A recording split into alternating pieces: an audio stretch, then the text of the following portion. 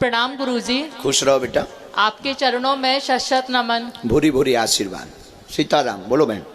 गुरुजी मेरे दो सवाल हैं।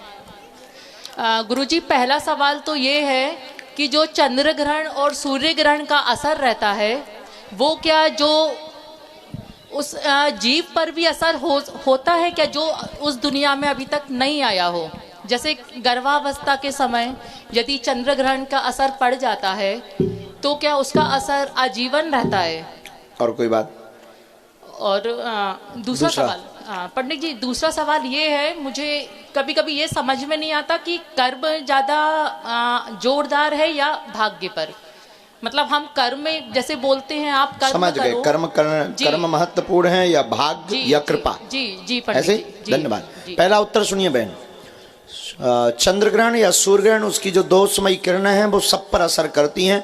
गर्भस्थ शिशु पर ज़्यादा असर करती हैं क्योंकि वह उसका शरीर, त्वचा, बुद्धि, चित्त ये सब एकदम सूक्ष्म होते हैं। उस वक्त उतना चेतना जागृत नहीं हो पाती गर्भावस्था में, इसलिए बिल्कुल असर करता है। इसलिए गर्भवती माताओं को चंद्र ग्रहण या सूर्य ग्रहण में निकलना पंचांग वैदिक परंपरा में अनिवार्य नहीं है, मना है।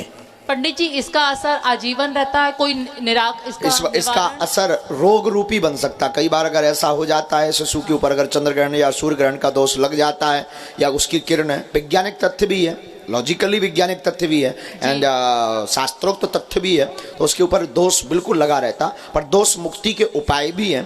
पंडित जी आपसे यही मेरी प्रार्थना है कि आप मेरे बच्चे को आशीर्वाद दें। खुश रहे, बालाजी कृपा करें। पंडित जी इस पर असर है क्योंकि चंद्र, पंडित जैसे हम दिखाते हैं, आचार्य बताते हैं उसका उपाय करवाइए।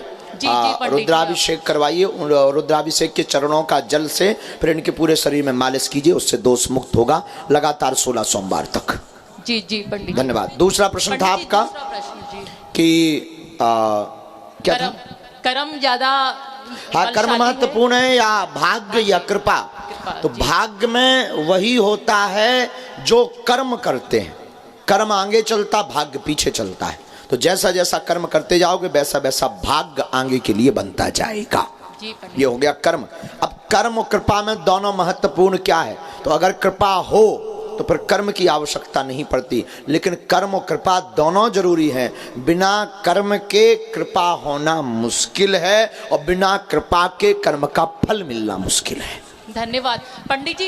एक मिनट, आप जैसे बोल रहे हैं आज चाइल्ड डे है तो आप मेरे बच्चे को आप आशीर्वाद। खूब खुश रहो। अरे हम तो ऐसे विनोद कर रहे थे, हमारी सब बातें भी पकड़ के मत बैठा करो।